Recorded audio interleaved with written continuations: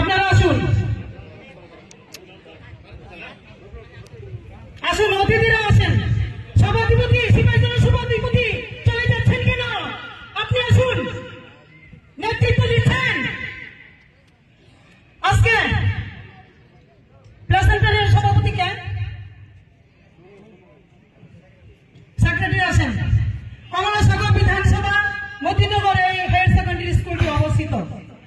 Flax আপনারা খেলা ছাড়ছেন, বিধায়কের ছবি কোথায় বলেন?